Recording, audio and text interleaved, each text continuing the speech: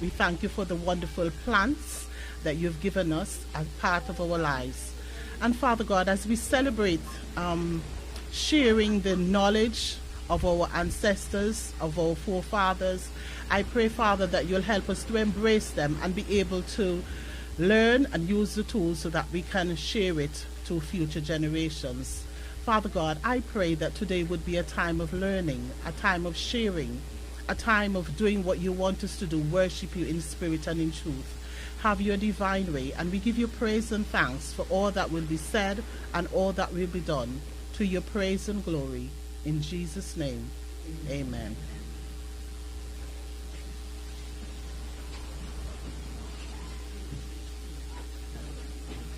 So I wish at this time in the program just to make special mention of the fact that the book and this afternoon's ceremony is really in dedication to the late Mr. John Richard Pont, the owner and inspiration behind this very charming venue, Pont's Beach Bar and Restaurant.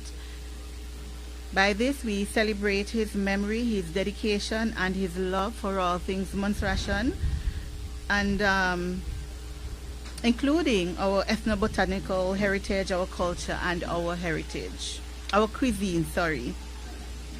I'm going to call on King Natty at this time to sing a song for us. King Natty?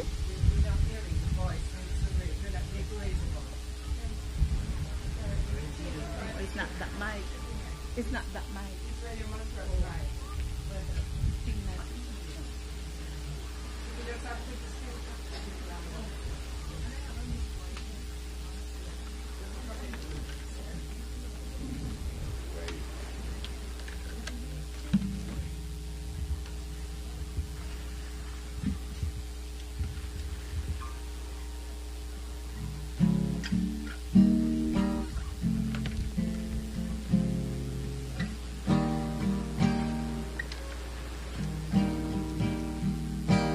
This is called the Weed Song. Originally done by Bill Rogers from Guyana. We're going to do it in the Montserrat style.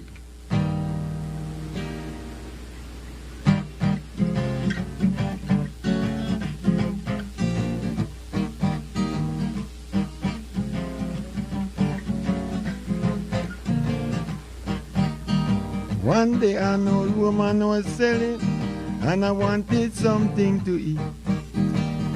There was a get a bit inky where I had to step back when I meet it. When she started name all the bush she had, I was really more than glad.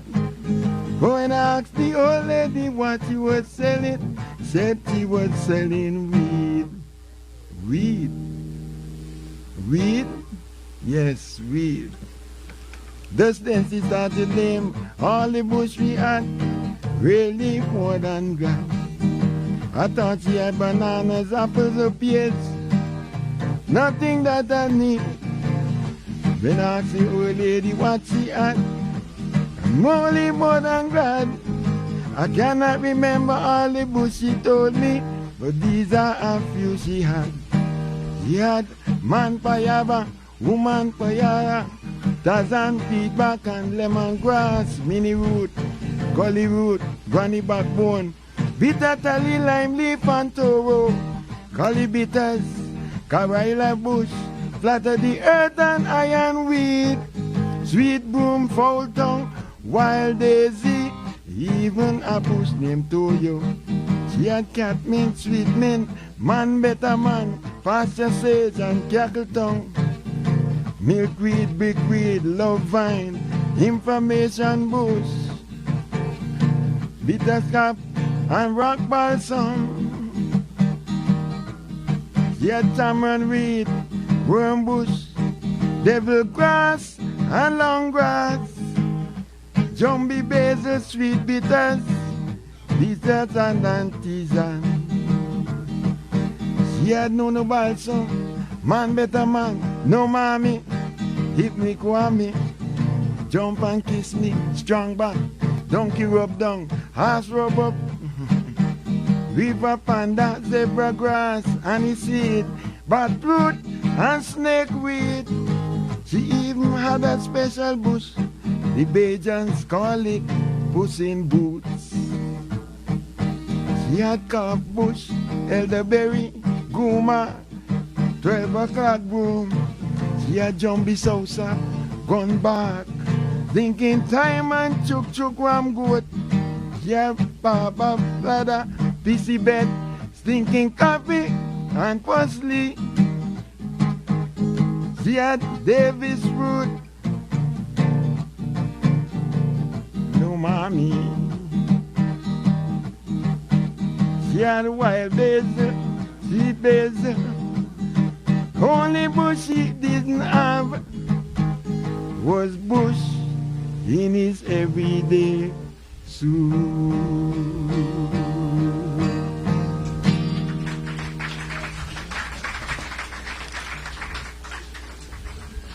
Thank you. Thank you, King Natty. That was Weed Woman. We're now going to ask Miss Mary Piper to come forward to do the reading of the dedication to John Richard Pontin, to whom this afternoon ceremony is dedicated. And she is the sister to John.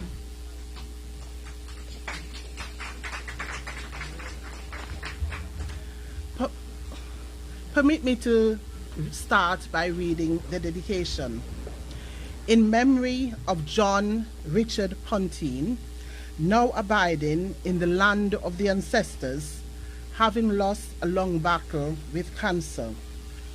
John's life work was Pont's Beach Bar and Restaurant, an oasis of love walled by plants and flowers of Montserrat, of which he was passionate. I'm honored in one respect that the Balm in Gilead Botanic Conversations from Montserrat is dedicated to my brother, Pont Gazi John Richard Pontin, who regarded himself as the bushman. Nature captured by greenery was definitely a part of his life. Although it was not his call to unpack the botanic aspects, he had green fingers, and he recognized the power of plants to create a sense of calm. He therefore designed a cocoon of greenery, which became Pont's Beach Bar and Restaurant, in which we are now seated. Pont has left us, but I'm sure he's smiling as we enjoy this book launch. Balm in Gilead, Botanic Conversations from Montserrat, will hold an indelible place in our hearts, very much like John Pontin has. As educators, we relish every opportunity to use any platform at our disposal to widen the horizon of those we educate. Maya Angelou once said, "I have great respect for the past. If you don't know where you come from, you don't know where you're going." Balm in Gilead Botanic Conversations from Montserrat encapsulates the wealth of knowledge of our ancestors and how their herbal practices have been passed down through generations. We owe it to the next generation to provide the essential tools to ensure that this knowledge is shared continuously. This book is such a tool. In it, we are reminded that we must return to, go back and recover knowledge that we have left behind in order to build a sound future. Sankofa is the word used within the Akan tradition to describe this step. Dr. Vernie Clarice Barnes acknowledges the input of culture bearers on Montserrat. Eleanor Silcott, Janie Lindsay, and Rush Allen, others across the island and in the diaspora in the process of retrieval. She also acknowledges the valued guidance of Caribbean ethnobotanist Dr. Anthony Richards in this process. Balm in Gilead, Botanic Conversations in Montserrat, is the voice of a number of persons educating a variety of individuals. Dr. Balm's diligence, commitment, and passion in capturing the voices of Montserratians with testimonies of their use of various plants found on this very island is commendable. The foreword of this book was penned by a Montserratian, Mr. Andrew Skerritt, who testifies of his own experience of having his skin washed with plants harvested by his grandmother. He also shared first-hand experience of using plants in treating a variety of ailments with positive outcomes. He laments the loss of our rich cultural heritage as the result of mass migration caused by the volcanic eruption. He appeals to us to ensure that this knowledge is preserved for future generations. He applauds Dr. Balm's effort to document this heritage. Balm in Gilead, Botanical Conversations from Montserrat, is a must-have book for every household. It is an everyday toolkit. In the preface, Dr. Barnes set the contents of the birth of a multifaceted resource book.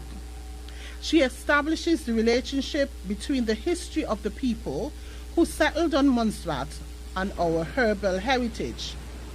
She highlights her process of engaging with the public in assessing the people's knowledge of bush and weed. It is important to note that these conversations took place during Dr. Barnes' daily walk, as when she observed the environment around her, engaged with people on her path and in their yards, picked and took pictures of the said plants. She hopes the future generation will be drawn to appreciate the life-sustaining properties hidden in the descriptive name of Montserrat as lush green, Emerald Isle. She hopes too that they will stimulate and to analyze the foliage around them. In this book, Dr. Barnes expresses concern that if not documented and preserved, the peculiar relationship which Montserrat people have always had with plants in the ecosystem may be forever lost. She also noted the impact of the prolonged volcanic eruption and subsequent mass migration on the environment, culture, and heritage. There is much to be said about the design, contents, and pictorial representation of the book. It is drawn from a heart of a patriotic soldier, capturing a wide range of botanical situations. She captures the voices of our people, echoing the healing properties of our plants. The images joggle our memory of people like Mama Kelly, who sourced mountain porridge bush from the mountainside to sell Rankin Allen for the production of Balm, to Mama Whiskey, who recommended bitter balsam tea. Dr. Barnes' unique style of writing draws every reader to the essence of its content. The tone, style, and passion with which she wrote the book brings extra panache. This book explores the medicinal plant heritage through the lens of our people, who have had a long tradition of using weeds and bush for food and medicine, and also for spiritual wellness. The very nature of the book lends itself as a tool to educate. Hence, it should be in every educational institution. A book denoting healing properties as expressed by our people. Hence, it should be in every household. A book warning of the imminent extinct of knowledge of the use of a variety of plants. Hence, the eyes of our researchers should be open. A book of wisdom. Hence, it should be owned by everyone. I recommend it as a personal keepsake of the island's heritage, as a gift to others to share the wealth of knowledge within its covers. Dr. Barnes, in her unique way, passes the credit on to those featured within the book who provided experiences and the rich testimony of the plant's use. Dr. Barnes, on behalf of everyone gathered here, I give credit to you for your vision, diligence, and determination in rendering this tool to us. It is a tool for life. It is indeed a balm in Gilead. I close with this thought. To get something out of a flint, you hammer it, but then it gives you sparks and chips. In contrast, the honeycomb just overflows its sweetness all by itself. It has so much goodness within itself that it gives abundantly without force. Dr. Barnes, it is this honeycomb spirit within you that keeps you oozing nuggets of wisdom. It is your ability to see in our people streams of knowledge and your ability to hinge these together. I must commend you for the intense yet natural conversations that you have engaged with persons from Montserrat from all walks of life, who at some point or the other have engaged in conversation with others who have used our plants for the enhancement of their body functions. I was drawn to the content, context, and discourse from a social, economical, and heritage viewpoint. This book is a must-have. I thank you.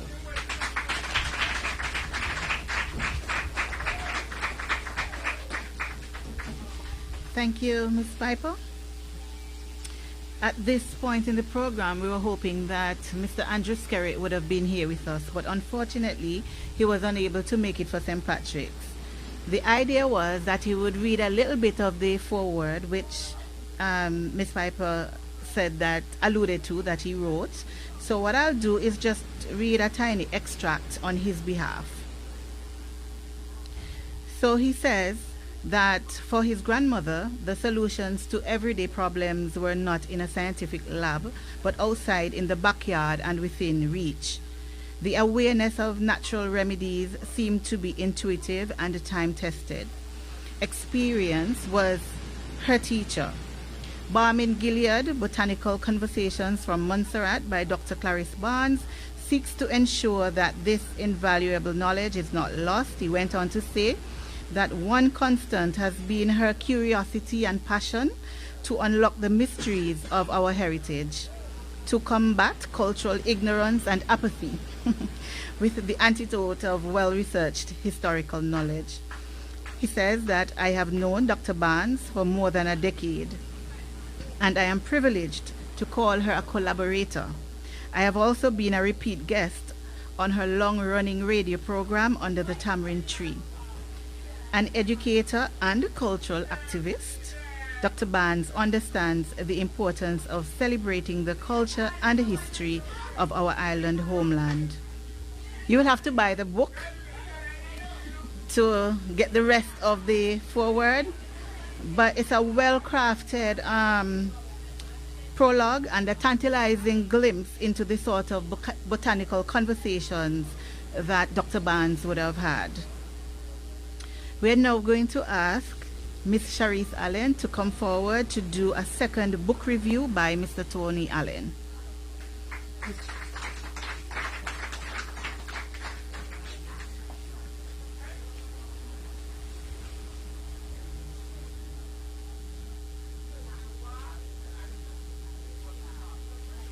Good afternoon, everyone. I would like to make a correction. This review was written and composed by Miss Tony Kelly. Review of Balm in Gilead Botanical Conversations from Montserrat. Here goes.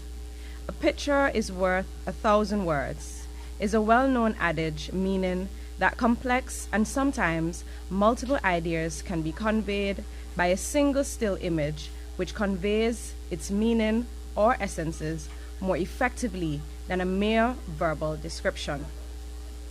Dr. Clarice Barnes, my dear friend of over 40 years, has enlightened the reader of this fantastic book of plants in her home country of Montserrat with so many images that I am convinced that I would be able to identify some of the herbs, plants, shrubs, and trees if I were to ever visit Montserrat. Indeed, I am familiar with some of them, having spent my earlier years living in Jamaica, but there seems to be a lot more spread across Montserrat, and I learned so much from reading this book. The images and photos so brilliantly displayed all come to life on each page and play a vital part in how Dr. Barnes has used her creative writing skills to bring us, the reader, this aspect of her beautiful island of Montserrat. It is truly a source of nature to discover so many plants there which she has cleverly interwoven in historical events and explain the medicinal purposes of them all. What I also found interesting was how some plants, depending on the location of the island they were growing, ended up with different names by the Montserratians, as that too was experienced in Jamaica. Nevertheless, they were mainly healing herbs and, as was clearly demonstrated in many examples, helped with various ailments and medical conditions. I can just imagine lots of bees, butterflies, birds, and other insects, as well as the wind, playing their part in the cross-pollination along with the human touch so vividly told in some chapters. A book with so much information on a diversity of shrubs, plants, trees, and herbs should be read by the younger generation in order to dispel myths and misconceptions associated with herbal remedies. I can relate to some of the herbs as my grandmother in Jamaica used to make sure to give them to me or rub them on my body when I was unwell. Although Cafenol, Fensic, and aspirin were readily available over-the-counter medicines, she was someone who believed firmly in various bushes, shrubs as an alternative. For these plant-based herbs to be frowned upon by some in this modern era as not being effective is unacceptable, as they still serve their purpose.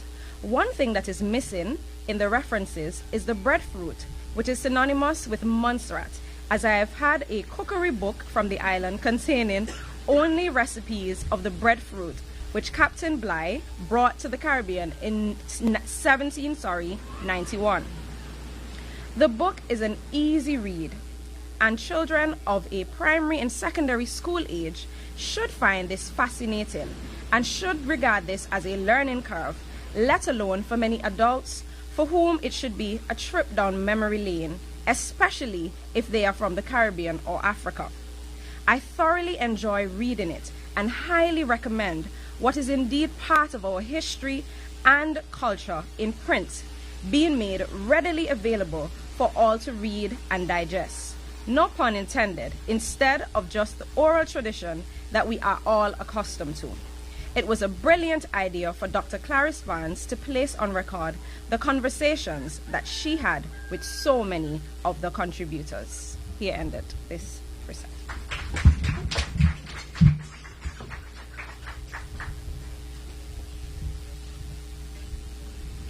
Those of us who have read the book, we are extremely proud of this book. It will improve your knowledge of the abundance of plants on island, their practical uses and deep connection to our history, as well as their continuing relevance to our well-being and culture. I wish to recognize at this point the Honorable Cranston Buffong, Minister of Agriculture. We are going to call him to bring some remarks because this is within his sphere of influence. And I would also like to recognize Ms. Buffong, one of our former legislators, and I also see the Permanent Secretary of the Office of the Premier. And of course, we know that Dr. Barnes is the Right Honorable Dr. Clarice Barnes, she's one of our national awardees.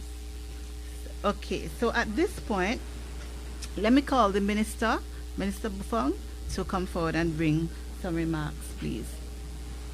Let's welcome him.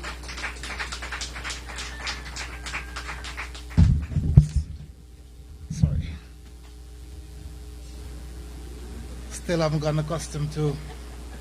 Good afternoon, everybody. Good afternoon, good afternoon. I do have a prepared speech, but just from the little that I've heard so far when I've walked in, a lot of it has already been said. So I am not going to go around that road. Now, I met Dr. Clarice Barnes some years ago.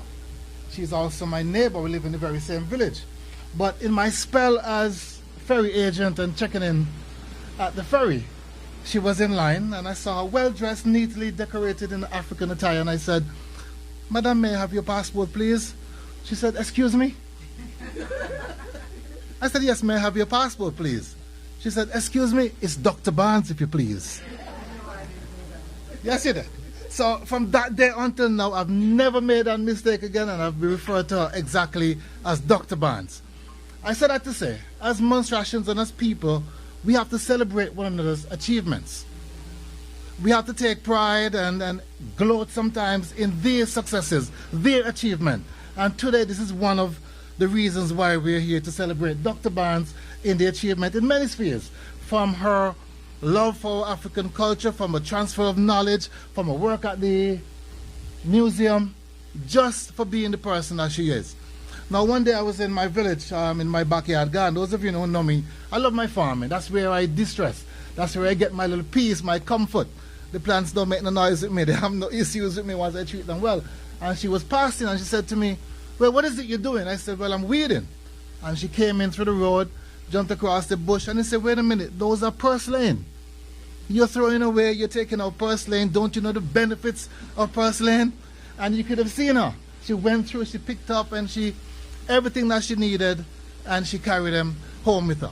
So that to say, Montserrat is blessed with a lot of herbs and bush that most of us don't even know the value of or appreciate the value of these things. A lot of us, and let me recognize my good friend, Madame Silcott. Only she would understand why I'm late today. But just to say, the wealth of knowledge somehow dies out over time simply because the knowledge does not transfer or pass on to us, the younger ones. And I think this book, The Balm in Gilead, does that. It shows you the benefit, the uses, I believe. I have not read the book yet, so I'm only assuming here. And as a young man growing in church, that song, "There is a..." I can't sing mine now. In Gilead, I could never understand what that meant about. See? We're singing, "To heal the wounded soul." And I want to believe... I started that, right?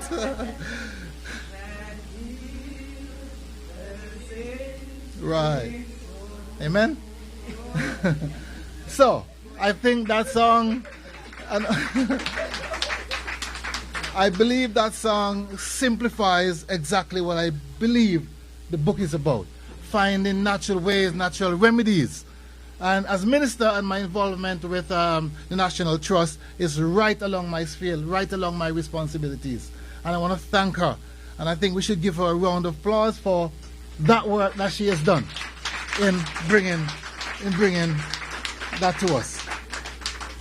Let's see if there's anything else I just want to mention. No, the cost of medication, the cost of continuously going to the pharmacy to find that particular medication that you're on. And not only just the cost, but the side effects as well that goes along with those medications, combining those with other things and things like that. And that's another reason why we appreciate her work and appreciate what she has done to bring that to the forefront. So today I'm exceptionally proud, one, to be here to recognize her and to give this little small speech, not much really, but to also say to the rest of you, try to find that natural remedy, that natural solution to whatever ailment that you may have, and use it to the best of your knowledge. And of course, pass it on to the younger ones of us and the rest of our generation for time and time to come. Thank you very much.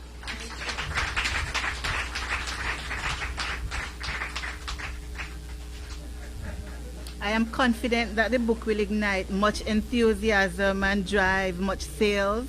So at the end of the evening, Dr. Barnes will, of course, be very happy to sign your copy of the book.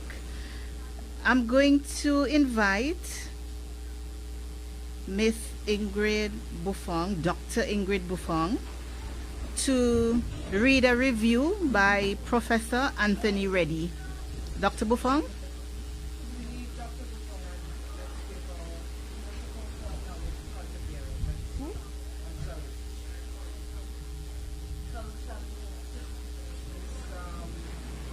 Oh, the presentation, yes. Yes, sorry, my mistake. So at this point, we'll have a presentation of books to a number of persons. The first one is Miss Eleanor Silcott. Miss Eleanor Silcott? I thought I saw her coming.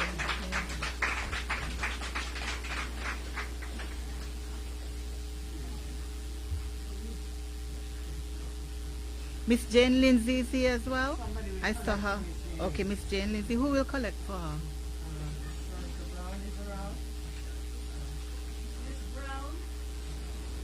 Miss Brown in the audience. Nika is there. Nika, please. And also Mr. Rush Allen. But we'll have the presentation to Miss Eleanor Silcott.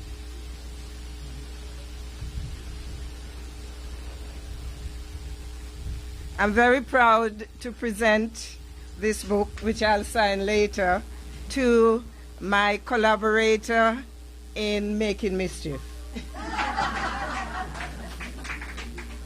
We make good mischief together. And when I don't know, I find Miss Eleanor. And she's just a walking encyclopedia of knowledge about different aspects of Montserrat's culture. And I've said to her, you need to write a book. And she always tells me all the people who have come and asked for information from her to write their books.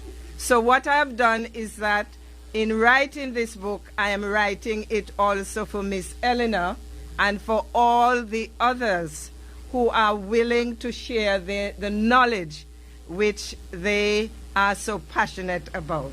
So thank you very much, Miss Eleanor. You're welcome. She's folding her arms.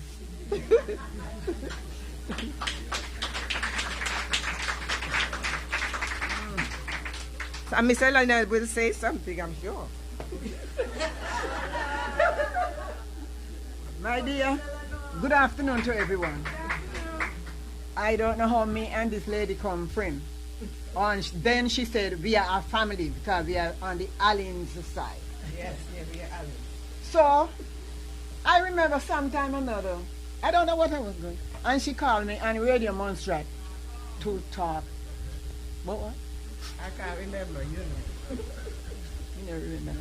Anyway, we go on the radio and we start to talk about different things. Maybe about bush, maybe how the old time people then used to cook, how we bake cassava bread, how we do this and make duck and them. So,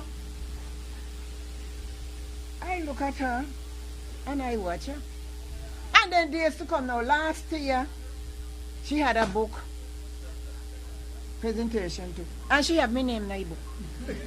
Saying that me tell you this and me tell you that. I don't remember nothing.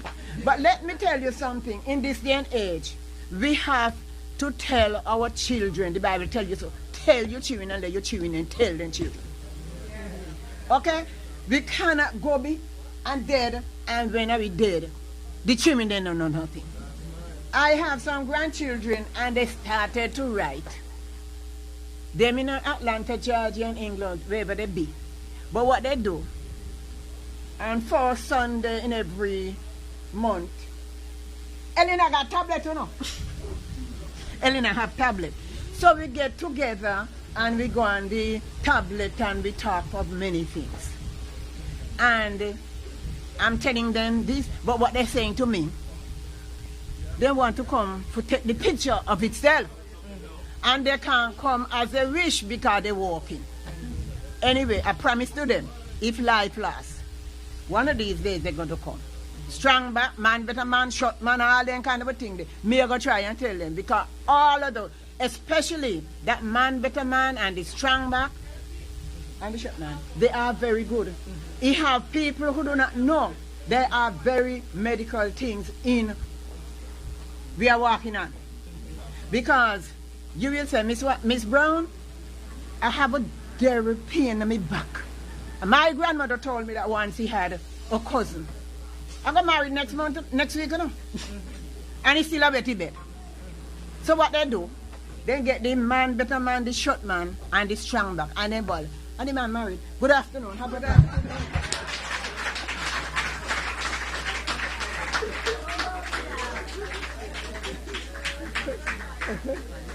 Rush.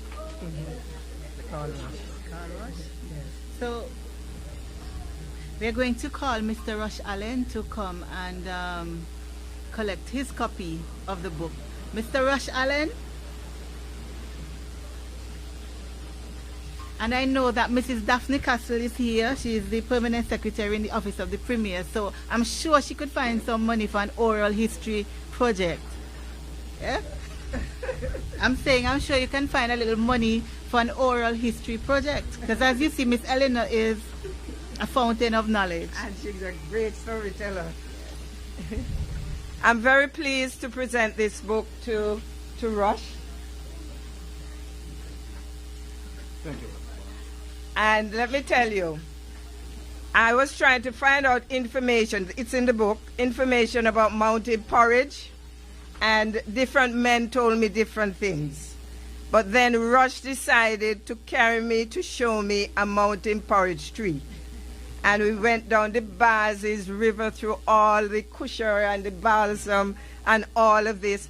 And Rush, I don't know how he managed to get us out of that maze that we got ourselves in. But he turned around and he got us out, and eventually he found the mountain porridge tree.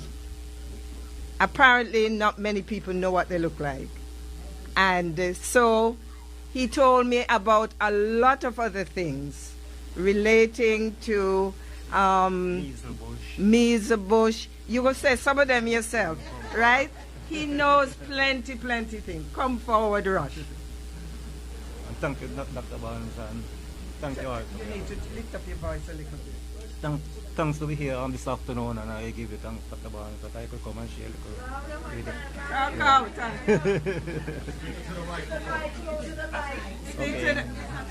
It's right, it's for the recording. So he doesn't speak loudly. And I have to say to you, there's a man that they was called Stokely Carmichael, who actually coined the phrase Black Power. And his parents happened to come from above me up there. Where you come from, Rush? Diapies. And Rush is actually Stokely Carmichael's cousin. I think Stokely Carmichael is one of the most famous Montserrat sons ever. And so while we were going along the river, I was saying, me meet Stokely Carmichael once, and what Stokely Carmichael say. And I said, but he's your cousin. He said, yeah, of course, we know I'm a cousin. And it was just matter of fact, right? And so we are very pleased to have you with us today, Rush. Yes. And the amazing amount of knowledge that Rush has. We should try to draw on it a lot more. And so I thank you again. Yeah, I thank you too. Yeah, thank you very much. Yes. No, not yet. There's Nika Brown to get this one. So, Jenny. Yeah. She doesn't want to come? You come in? Nika? No. Okay.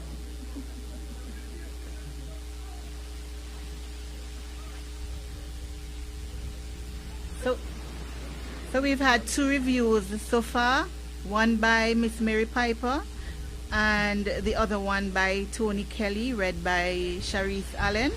We're now going to have the 3rd review by Professor Anthony Reddy, and we'll invite Dr. Ingrid Buffon to come forward to do that for us.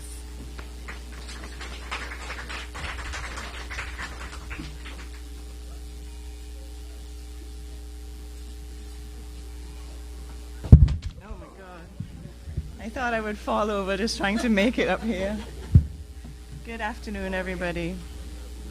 It's 3 pages long, but it really describes the book.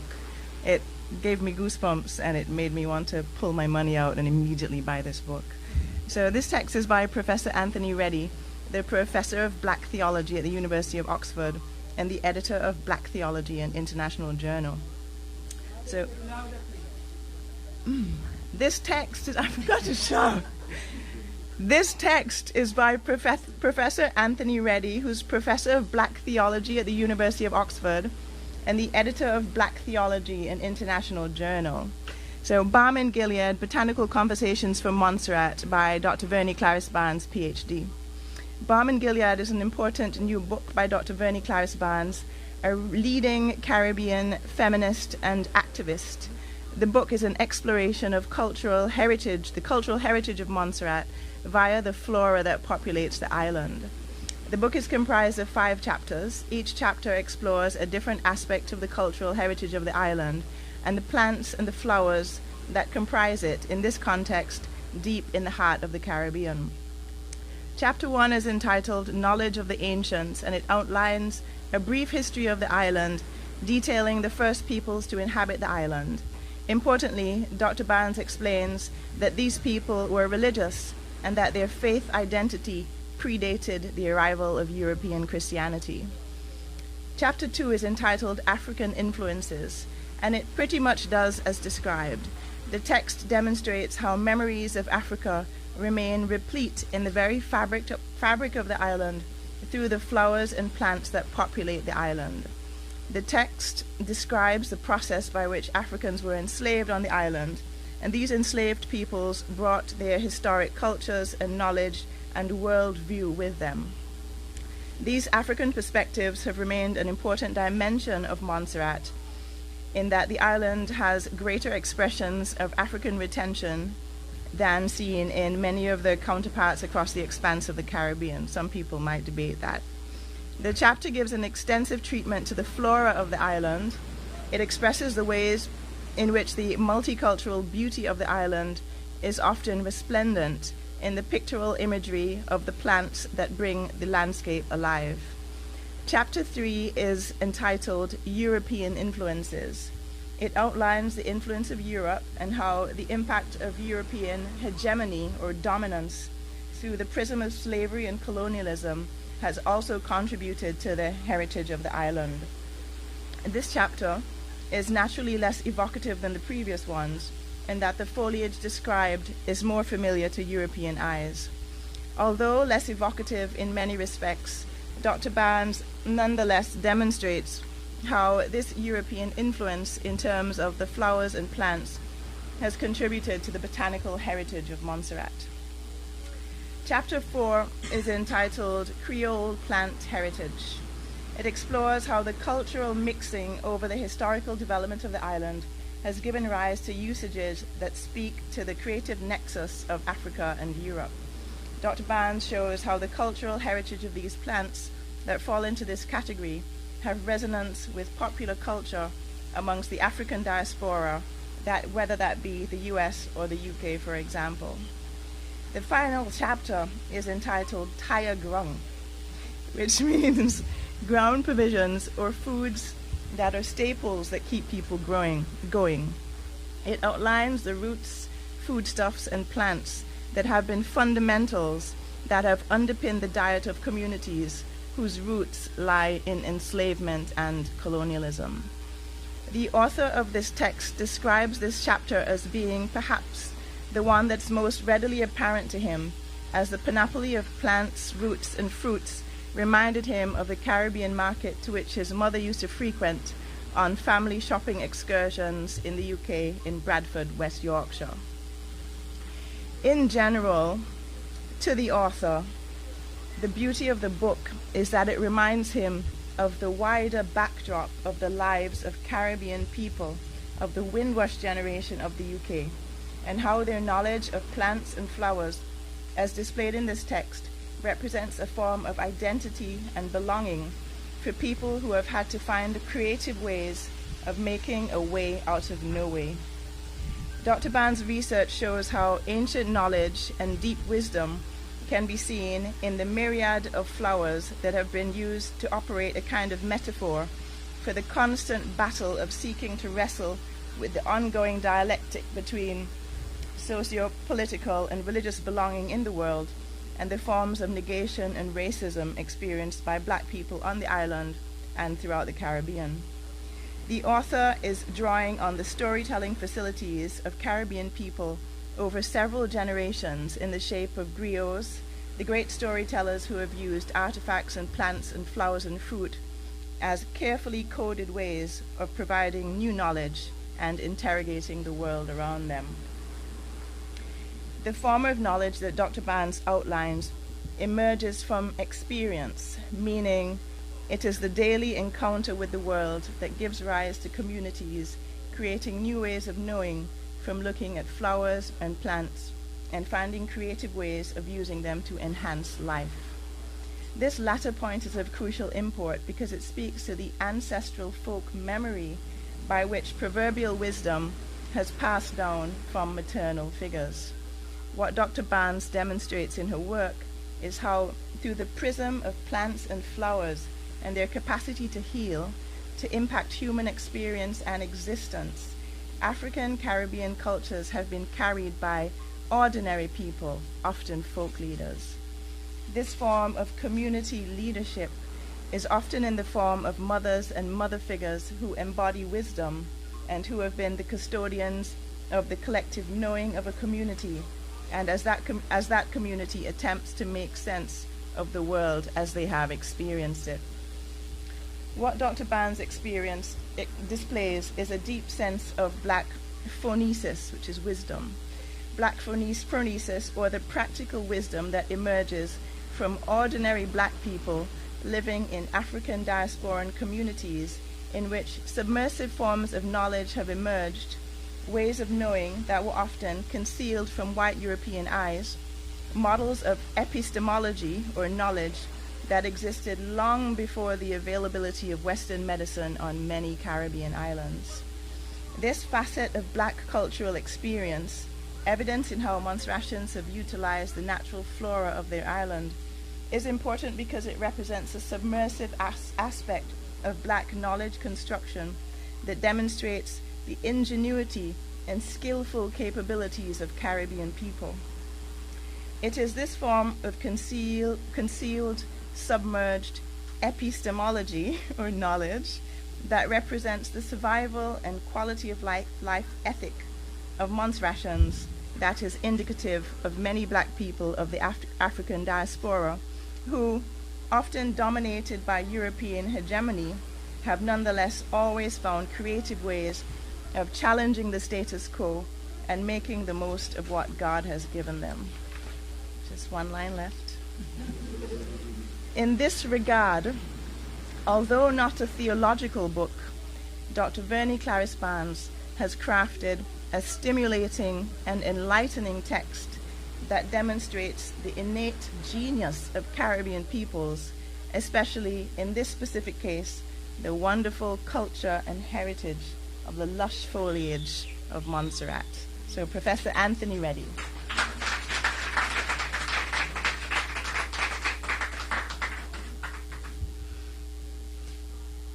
So we're going to have Miss Shirley Osborne come forward to read the publisher's remarks. But before I do, I want us to give ourselves a round of applause. Thank you all for showing up in your numbers and supporting Dr. Barnes. And certainly we're doing this in memory of John Pont, former owner. So give ourselves. So I'll invite Ms. Osborne to come forward.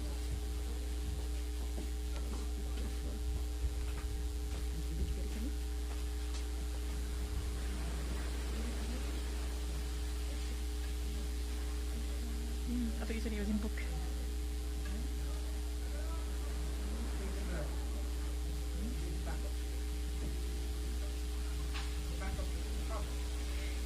Okay. Thank you for inviting me, Dr. Barnes. Let me add my apologies. It's not an excuse. It's just literally that's how the world works. I got in last night. The ferry landed me here at midnight. By the time I got home, it was 1:30. Didn't have time to print. I figured that you'd have a copy of it here. I'm supposed to read the publisher's remarks about the book.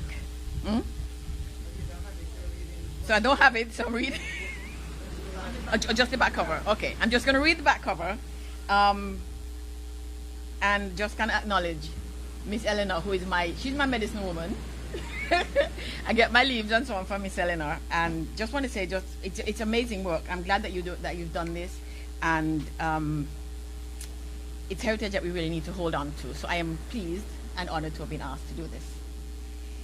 Balm in Gilead, Botanical Conversations from Montserrat, explores the medicinal plant heritage on the volcanic Caribbean island, where the people have had a long tradition of using weeds and herbs not only as food and as medicine, but also for spiritual wellness.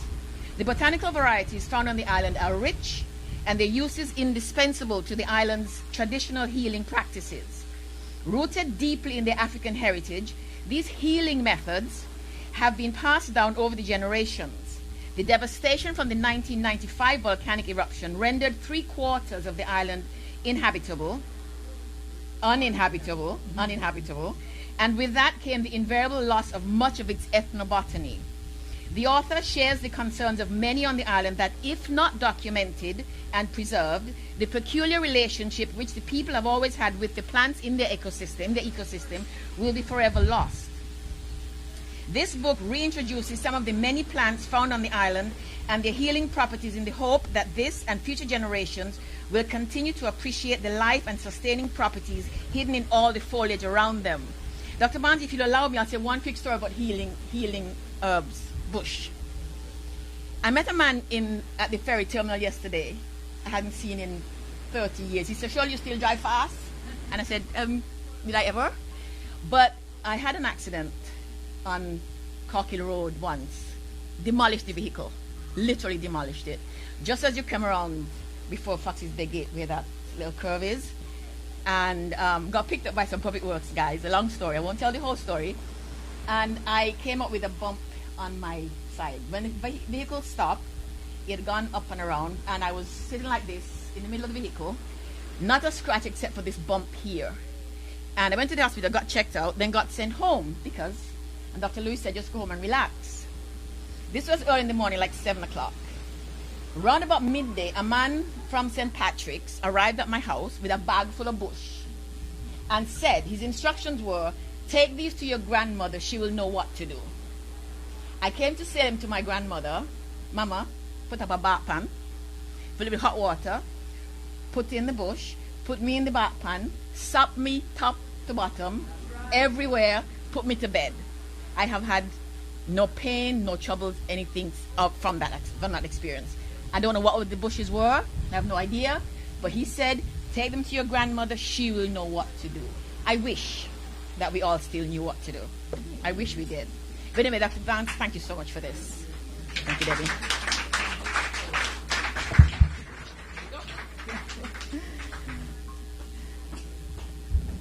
And as you would recall, Andrew Skerritt, who wrote the foreword for the book, he said too that as a boy, he sat in a metal bathtub as his grandmother washed his skin with leaves harvested from a local plant to alleviate fever or measles. So here we have the same experience being recounted by Shirley. Okay.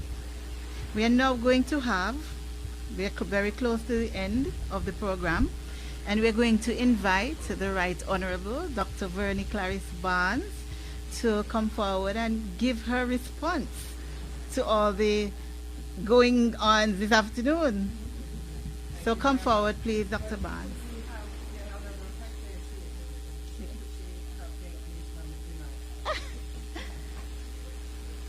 So let us acknowledge the presence of Honorable Veronica Dorset Hector.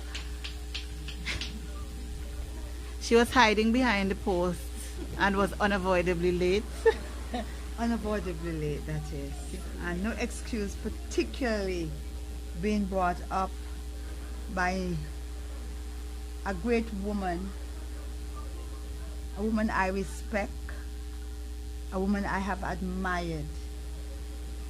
And one day someone said to me, I will not call the other woman's name. There is another woman in here, so I'll call her name, and that's Auntie Nan. And they said, you are like the Right Honorable Dr. Clarice Barnes and Miss Hickson. To be placed in brackets with these women is more than an honor for me, because I know the values and what they have done in molding us as young women and young men. Dr. Barnes may not remember, but in Kingsale Methodist Church, she nurtured us. Our very first camp, she took us to Bethel. And of course, we were taught life skills, including the bush. Yes, we had to have that. And the stories she told us, the walks we took, discussing these plants. As I reflected on giving the invocation, I moved from Genesis, and the Lord created them, man and woman, and he blessed them. And he said, multiply, be fruitful and multiply and fill the earth. This is a fruitful woman. This is a woman who have multiplied from the Caribbean to the UK, European world, the African world. And she is our heroine. And today I invite you to stand. Stand. Because when I think of her, I think of the wisdom that she carries of Deborah, the courage of Jael from the Bible. Yes. And Judith, many may not have read that book in the Bible. A woman of great beauty, a woman who sought God and who delivered her people. The balm of Gilead signifies to me healing. And it reminds me of what God has said. All that you need for living and for godliness is here. And you have sought Right Honorable Dr. Barnes, with the assistance of our elders, whom I salute today as well, to pass on to us a generation and generations to come. And I say, may the Lord bless you. May the Lord keep you. May the Lord let his face to shine upon you. When they said there is a casting down, we said there is a lifting up. For you have sought always to lift up others, celebrate others under the tamarind tree, one of the best sources you can find for help. I know you will continue to be fruitful, a fruitful vine, and a heroine and a hero of our land. We salute you and we thank you for all you've contributed, not only to myself personally, but to the entire Montserrat nation. And I call us a nation because that is where we are heading. Dr. Barnes, please accept all our gratitude. Accept the laurels. And you were awarded, but you did not sit. You continue to be a fruitful bough. And I, as a woman whom you have molded, feel honored and privileged on behalf of the government and people of Montserrat to salute you, our heroine, our balm of Gilead. Through Christ, you have come to bless us, and may you be blessed in return. Thank you so much for giving me this today.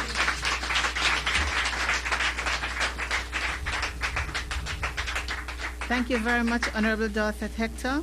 So we're going to invite the lady of the hour, the guest of honor, the Right Honorable Dr.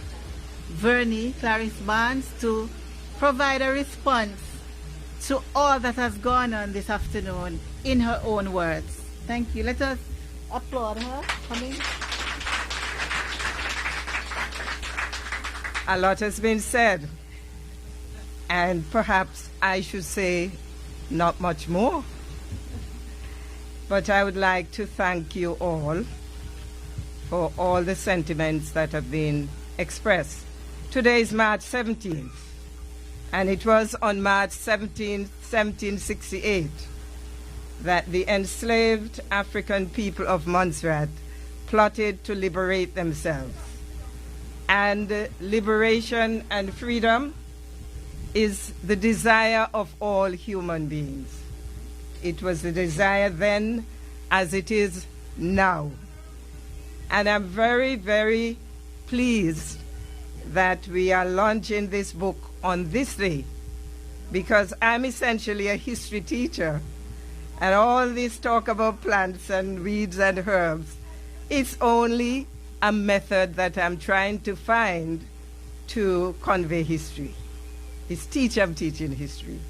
So there's some people who are looking at the book as a little dictionary of herbs, but it's the history that is embedded in it that is my great passion, how to convey that. So I'll put that bit down, and then you said to respond to things that happened here this evening. And I'll start with the Honorable Dorset Hector, because when I took them to Bethel, I picked up, I think it was about 20 young people, and took them to Bethel in July or August, and it was me alone, and I went with all of them up there into that schoolroom, and at nights they wouldn't go to bed, and I boiled them soursop bush tea every single night, and I thought they should fall asleep because that's what soursop bush is supposed to do. But then I discovered later that they used to have a visit from a guy called Markey, and they were very hospitable to Markey. They were feeding the soursop bush tea to Markey every night. And when I was trying to sleep, I would wake up and I would find that there was flour descending on my face. They were flowering me. And so, I've forgotten about that, but it just shows the number of stories that we have, and it shows how long that I have been being passionate for the environment and how to teach children through things in the environment. And that passion was created by the old people. I grew up with an old farmer, a man farmer, and a woman farmer who taught me everything about bush. And that is reflected in the book. And then I had all of this reinforced by people like Miss Eleanor and Rush and all the other people who would meet me on mornings as I walked between Cudgerhead and Barses and St. John's and up Fergety Hill and wherever else. And usually I would have my hands filled with some sort of bush. And the conversations would be sparked by that. That herbal heritage of ours was actually made to look as if it was something inconsequential. That wisdom was subdued under our plantation systems. In fact, there were laws against it. It was right there embedded in the so-called Obia laws of Montserrat. But at the same time, as the plantation hierarchy was trying to outlaw, the colonial authorities were trying to find out as much as they could about the herbs of these islands. As early as the 1760s, when the Botanical Garden in St. Vincent was established, and it was established because they wanted to find out the medicinal plants that would be of use to those in the Navy and in the Army. But we were made to feel that this same knowledge was a knowledge that we should get rid of. And some people believe that even up to today, that it's nonsense. But the world around, whether it is the Caribbean world, the African world, the European world, the American world, everywhere people are turning back to herbal knowledge. And so the book has come in that time. But I want us to recognize on this March 17th, 2024, that the herbal knowledge we have was one of the surest ways that our ancestors passed on information about their existence on this island and where they came from. So we have Jumbi Sousa, and we have Jumbi Basil, and we have Jumbi Umbrella, and we have as many Jumbi things as you could think of. And of course, Jumbi what? Jumbi Kana, yes, you have Jumbi Kana. I live there. But you have a whole set of Jumbi named plants, and Jumbi is a spirit. It came out of the Congo heritage and the understanding of God. So if a plant has the spirit of another plant, it just means that it looks like it favor it, to resemble it. So when the African people were brought here, they saw plants which looked like plants they knew in Africa. That's all it meant, right? That's what the Jumbi meant. And then you have direct names, Nunu Balsam, and we have Congo tobacco, and we have, you know what Congo tobacco is? We call it cattle tongue, right? And we have Congo this and Congo that, right? And then, of course, I'm wearing my pamkuli around my head. But the Akan people see the pamkuli as spiritual, and when the kings wear it as a symbol of authority. And when they die, they wrap their bodies in it. And I found out from our own people, because I walk around sometimes with it around my neck, and they say, what happened to you? You sick? Your neck hurt you?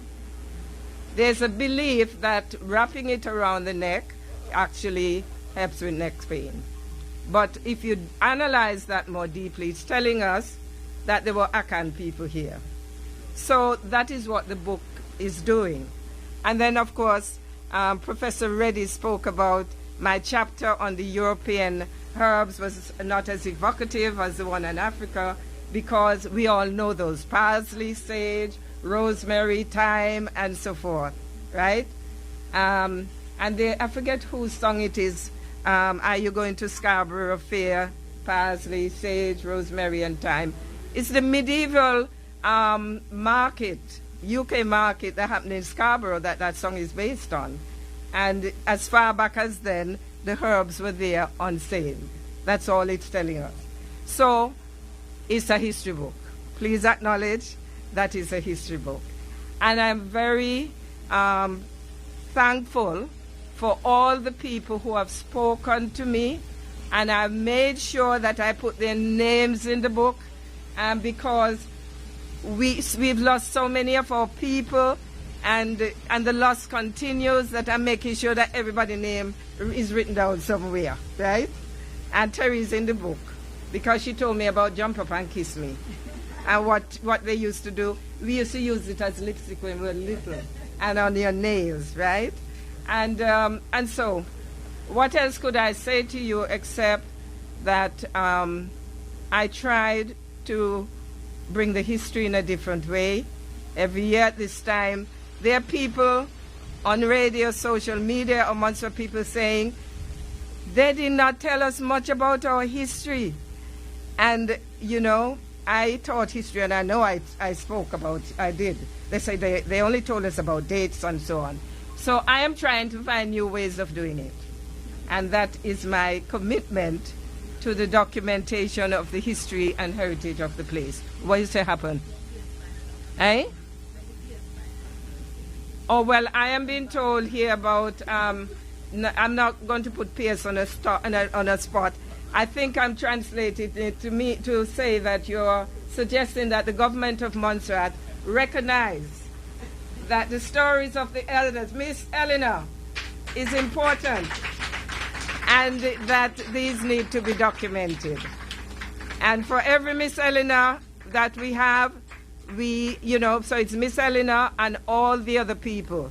Janie, who is not here today to collect her book because she's not feeling well, and all the other people who I have spoken to, because there's a woman called Annie Rose Jubry who 50 years ago, more than 50 years ago, did a mini essay thesis at the University of the West Indies where she acknowledged that knowledge of weed and herb is widespread in Montserrat. Everybody know about, everybody know. We all know. We might not think we know as much as we should know, but all of us know. Because if we have a cold, I was down with the flu in the last few weeks, and if you hear the amount of remedies that I was given, and then somebody tell me, stop drinking all the bush, them tell you you're weak, you must know what to drink. And then eventually somebody tell me, and this is still weed and herbs, get some bush rum and gargle with it. And I did. And would you believe? My throat stopped tickling me. So, the wisdom is there in so many forms.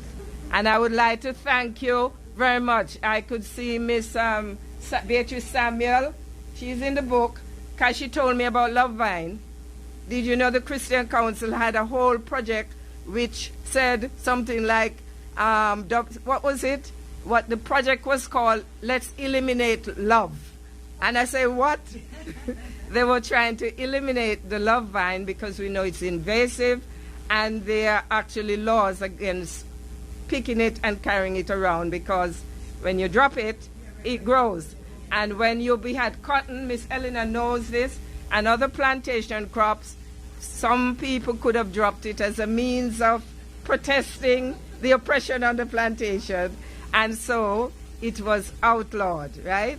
And this brings me back to, and this is my final point, a lot of the resistance to the knowledge had to do with the fact that it intimidated. It intimidated the plantation owners who were concerned that their labor force might be sabotaged by all this knowledge of bush and herbs. Because some people decided that death was a better way out than the oppression on the plantation, so they could boil up a brew here and there. But we know that none of us are doing that now. But it was one form of resistance at that time, and that is the reason why the information was solid. But we can now go back, as Mary said, in the Sankofa tradition, and we can look back and pick up that knowledge, and we can clean it up, and we can use it in the present time. Balm in Gilead is an attempt at going back, picking up in the Sankofa tradition, and presenting it in a book. And see, I have my pamkuli. You could eat it, and you could decorate your hair with it, and you could wear it on your neck, and you could do all sorts of things with it. A lot of what we have so much that we could do with that we are not taking note of. Thank you very much, and thank you all for coming. You will, when we finish here, we are going to Nyam. And last year we had a session that was only about Nyam. And some people who came to that lamented the fact we ain't having any Nyam this year. So I've attached a mini Nyam onto this. And what we are going to have on the plate are all the foods that we ate during the time our ancestors ate when they were on the plantations, and which has been passed down to us. So on that plate you're going to have some Bangila, and Bangila is in the book, right? And if you don't know what Bangila be, Haiti, right? Haiti Bangila. And some of the old elder people, Miss Eleanor could attest to this, they believe that if you don't have a Bangila tree in your yard, you don't have no food, right? It is one of those survival foods. And Bangila is there, and then we have a little red herring thing and a little saltfish. We had a triangular trade. The fish was coming out from Newfoundland to our parts, and that's what they fed us, salt food. Professor Beckles speaks about the fact that the large presence of hypertension within the Caribbean population is due to that sort of diet that we had then. But although we know all of this, we love it, don't we? A little bit of salting, right? A little red herring and a little saltfish. So that's going to be on the plate. And of course, the play tart is there, and we all love it. The Irish presence in Montserrat, they made play tarts out of apples. Somebody said they don't have no coconut, so they couldn't have done our play tart. But the whole idea of doing a play tart, I think, came out of that, right? And so that, I tell you what's on the plate: little sugar cake, little ginger stick, little peppermint, It's all there because the product of the plantation was sugar. And so we use that, what is around us, to make sure that we, for nutrition and for enjoyment. Peppermint was an 18th century product, and it comes out of the plant peppermint as well. So everything on your plate is what's in the book. And everything on your plate is about the history of the plantation, which we are reflecting on right now as we commemorate those ancestors who were courageous enough to stand for freedom on this day in 1768 and use the opportunity of the St. Patrick's celebration to do so, because that was the nature of uprisings at the time. If it was not Easter, it would have been Christmas. It is just a convenient day when the planters would have been having a good time. So let us continue in the spirit of commemoration and celebration as we engage in Nyam. By the grace of God, we eat. That is what we are talking about. Right.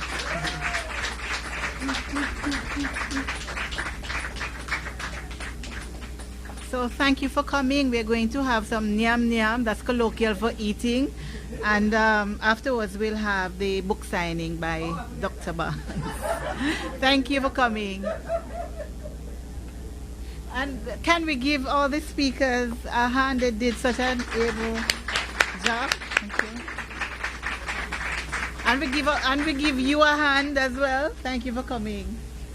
You got the arm.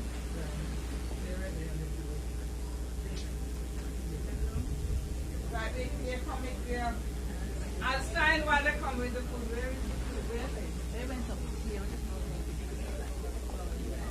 Shirt, paint, what is it? There's bushes.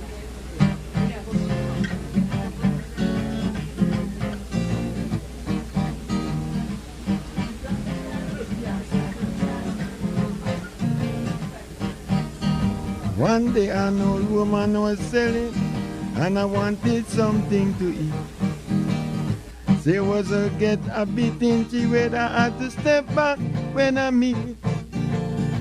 When she started name all the bush she had, I was really more than glad. But when I asked the old lady what she was selling, said she was selling weed. Weed? Weed? Yes, weed. Thus then she started name all the bush we had, really more than glad. I thought she had bananas, apples, or pears, nothing that I need. When I asked the old lady what she had, I'm only more than glad. I cannot remember all the bush she told me, but these are a few she had.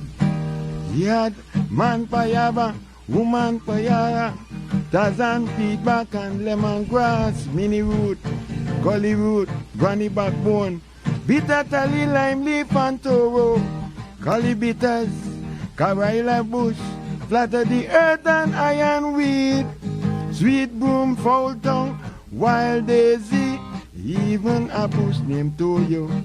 She had catmint, sweet mint, man better man, pasture sage and cackle tongue, milkweed, brickweed, love vine, information bush, bitter scap and rock balsam.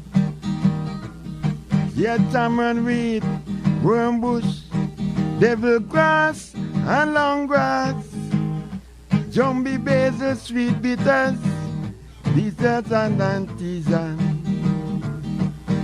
She had no balsam, man better man, no mommy, hip me kwame, jump and kiss me, strong back, donkey rub down, horse rub up, river panda, zebra grass, honey seed, bat fruit and snake weed. She even had a special bush, the Bajans call it Puss in Boots. She had carp bush, elderberry, guma, 12 o'clock broom. She had jumbie salsa, gun bark, thinking time and chuk ram goat. She had papa bladder, pissy bed, stinking coffee and parsley. She had Davis root, no mommy.